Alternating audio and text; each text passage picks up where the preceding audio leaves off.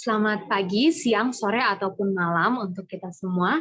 Di sini saya Blas Valenta Veronica Masniari dengan NIM 32, mahasiswa Teknik Biomedis dari Universitas Airlangga, ingin mempresentasikan untuk ujian tengah semester mata kuliah rekayasa rehabilitasi medis.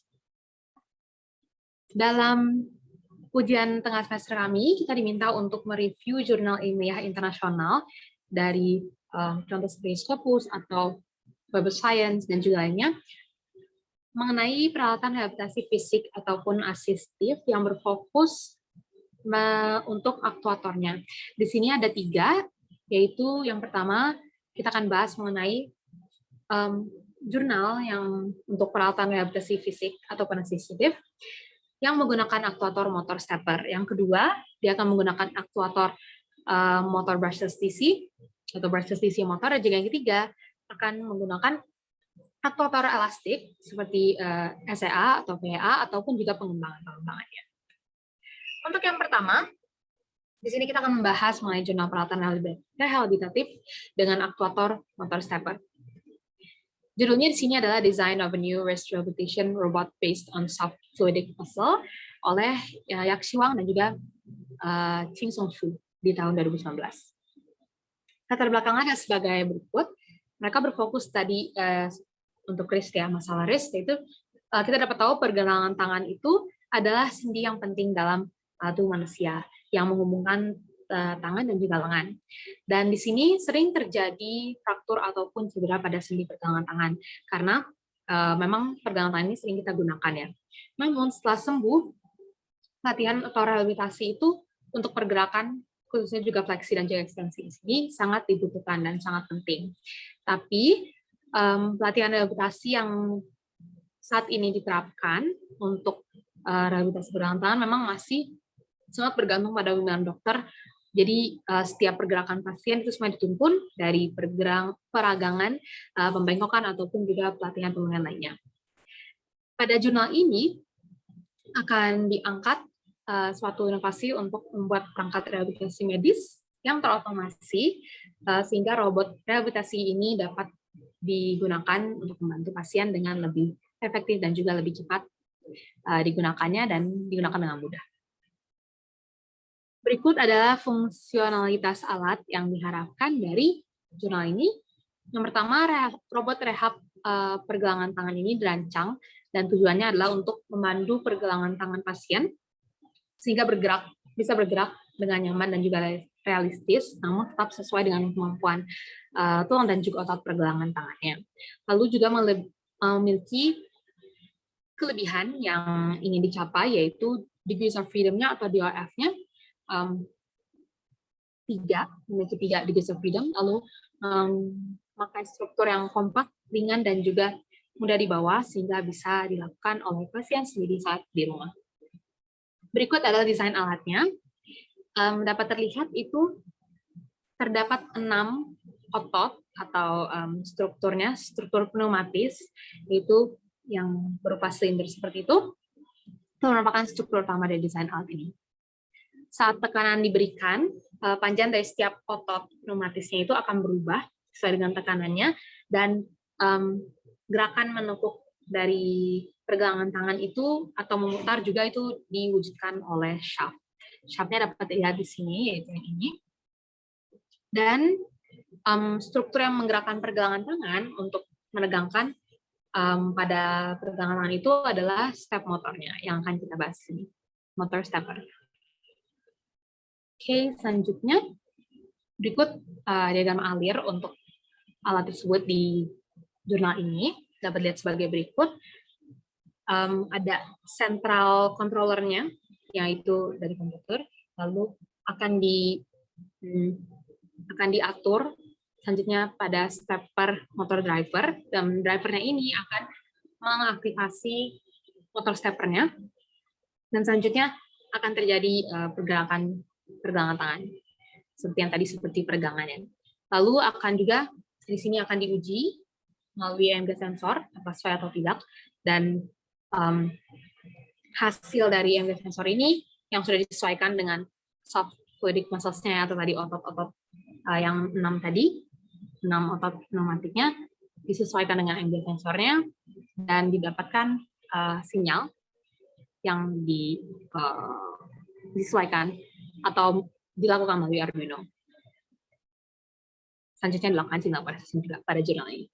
Namun, kita di sini akan lebih membahas mengenai motor steppernya atau aktuator yang digunakannya dalam alat di jurnal ini. Dapat terlihat sebagai berikut. Pertama, dilakukan ada beberapa perhitungan untuk motor stepper ini sebagai aktuator. Dapat dilihat sebagai berikut. Jadi di saat ini akan ada 3 sumbu X, Y, Z dalam pergerakan tangan. Dan sumbu-sumbu ini nanti akan dikalkulasikan sehingga mendapatkan sumbu ini X, Y, Z dan juga derajat untuk mendapatkan range of motion-nya. Setelah dikalkulasikan, dapatkan bahwa panjang otot pneumatis tadi itu akan menyesuaikan dengan range of motion yang telah dikalkulasikan dari sini. L itu adalah panjang dari otot pneumatisnya. Sehingga dapat dikalkulasikan, ini dilihat di sini, bahwa dari range of motion yang telah diuji, itu kita mendapatkan minimal dan juga maksimal panjang dari otot pneumatis yang harus dilakukan. Dan didapatkan sebagai berikut. Panjang fluidic muscle-nya atau otot pneumatisnya, dan juga radiusnya yang juga berpengaruh pada range of motion, dan panjang dari shaft, yaitu yang akan menggerakkan alat tersebut untuk menggerakkan pergerakan. Berikut juga adalah gambar dari motor stepper yang bawah ini, itu yang digunakan dalam alat ini. Dan dari jurnal tersebut dapat terlihat bahwa hasil kerjanya sebagai berikut. 6 otot pneumatik tadi, itu juga merupakan aktuator, itu akhirnya dapat menyesuaikan panjang dengan perubahan tekanan sesuai dengan diharapkan. Dan hal ini juga memicu pergerakan untuk menekuk dan merotasi pada pergelangan tangan. Dan yang melakukannya, apalagi dalam peregangan, itu adalah motor stepper. Pada akhirnya dapat dikonklusikan bahwa alat ini itu aman dan juga mudah untuk digunakan oleh ahli medis dan juga untuk pasien sendirinya, sehingga dapat dibawa kemana-mana juga dan dapat dilakukan di rumah untuk rehabilitasi karena ukurannya juga cukup kecil dan kompak sehingga mudah dibawa. Selanjutnya, jurnal kedua yaitu yang menggunakan aktuator brushless DC. Judulnya adalah sebagai berikut, Design and Clinical Implementation of an Open Source Bionic Leg oleh Alejandro F. Azócar et al. Di tahun 2020. Latar belakangnya adalah sebagai berikut. Di sini mereka memfokuskan untuk pasien-pasien yang sudah melakukan amputasi tungkai bawah atau kaki, ya, amputasi kaki.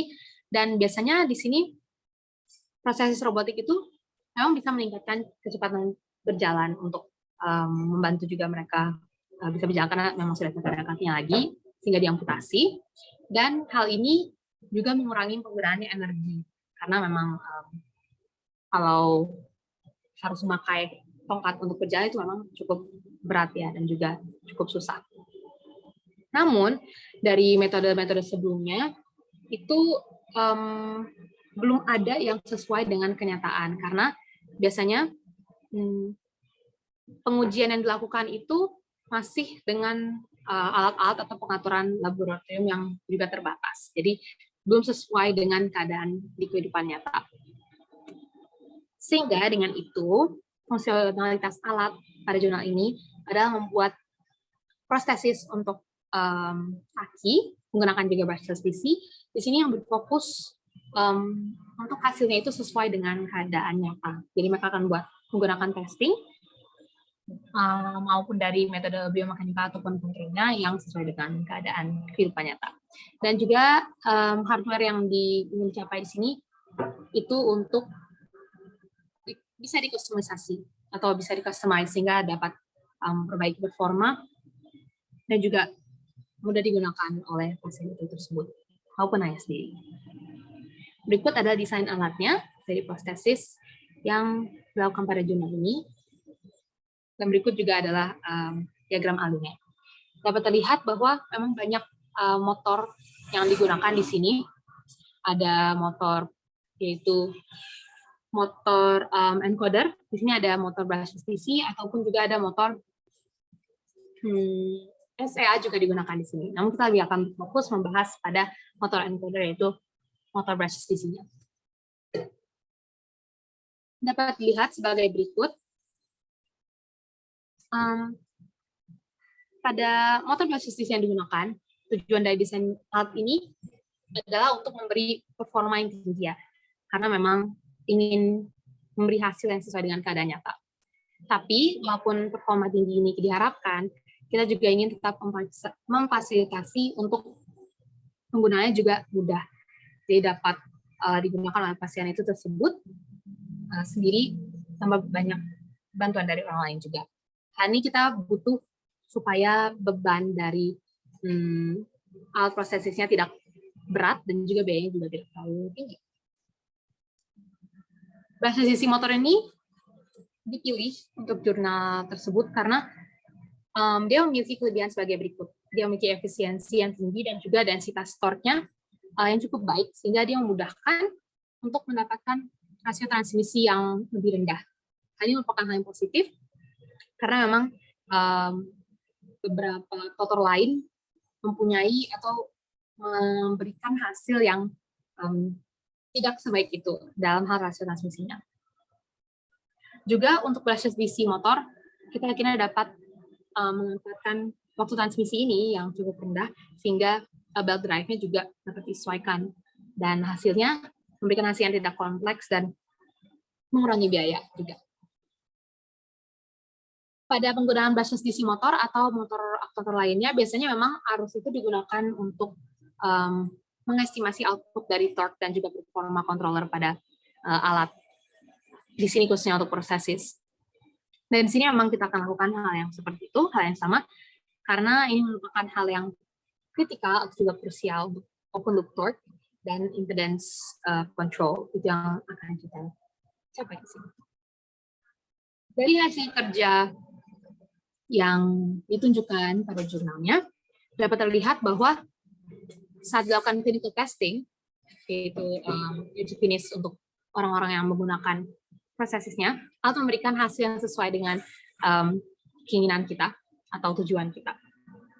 Dapat terlihat bahwa resistensi thermal juga lebih baik saat menggunakan motor brushless DC, dan hasil efisiensinya walaupun 3-4 kali lebih baik daripada motor-motor yang lain, tapi panas yang dihasilkan itu 5-8 kali lebih sedikit, sehingga sangat efektif dan bisa bertahan lama.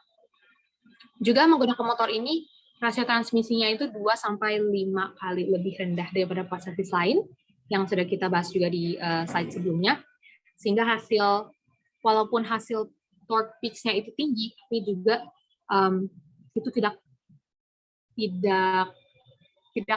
memberikan rasio transmisi yang besar.